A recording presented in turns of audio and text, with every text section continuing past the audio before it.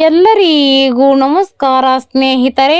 ವಾಯು ಚಂಡಮಾರುತ ಹಿನ್ನೆಲೆ ಬೆಂಗಳೂರು ಸೇರಿದಂತೆ ರಾಜ್ಯದ ಈ ಜಿಲ್ಲೆಗಳಲ್ಲಿ ಭಾರೀ ಮಳೆ.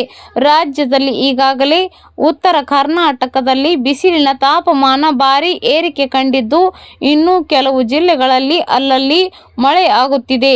ಇದೀಗ ರಾಜಧಾನಿ ಬೆಂಗಳೂರು ಸೇರಿದಂತೆ ಹಲವು ಜಿಲ್ಲೆಗಳಲ್ಲಿ ಮುಂದಿನ 48 ಗಂಟೆಗಳಲ್ಲಿ ಮಳೆ ಆಗುವ ಸಾಧ್ಯತೆ ಇದೆ ಎಂದು ಹವಾಮಾನ ಇಲಾಖೆ ಮುನ್ಸೂಚನೆ ನೀಡಿದೆ. ಹೌದು, ರಾಜ್ಯದಲ್ಲಿ ಬಿಸಿಲಿನ ಝಳದ ಮಧ್ಯೆ ಮಳೆಯ ಸಿಂಚನವಾಗುತ್ತಿದೆ.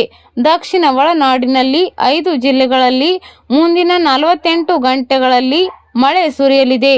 ಉತ್ತರ ಕರ್ನಾಟಕದ ಭಾಗದಲ್ಲಿ ಶುಷ್ಕ ವಾತಾವರಣ ಮುಂದುವರಿಯಲಿದೆ. ರಾಜಧಾನಿ ಬೆಂಗಳೂರು ಮಹಾನಗರದಲ್ಲಿ ಇಂದು ಸಹ ಮಳೆ ಬರುವ ಸಾಧ್ಯತೆ ಇದೆ ಎಂದು ಹವಾಮಾನ ಇಲಾಖೆ ಎಚ್ಚರಿಕೆ ನೀಡಿದೆ.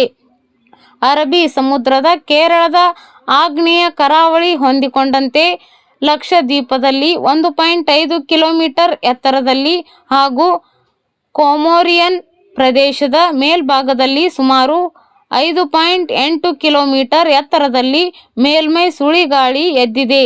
ಕೇರಳ ಕರಾವಳಿ, ಕರ್ನಾಟಕ ಒಳನಾಡು, ಕರ್ನಾಟಕದಿಂದ ಹಿಡಿದು ಮಹಾರಾಷ್ಟ್ರದವರೆಗೆ 0.9 ಕಿಲೋಮೀಟರ್ ಎತ್ತರದಲ್ಲಿ ವಾಯು ಚಂಡಮಾರುತ ಪರಿಚಲನೆ ಉಂಟಾಗಿದೆ. ಈ ಕಾರಣಕ್ಕೆ ವಿವಿಧೆಡೆ ವ್ಯಾಪಕ ಮಳೆ ನಿರೀಕ್ಷೆ ಇದೆ.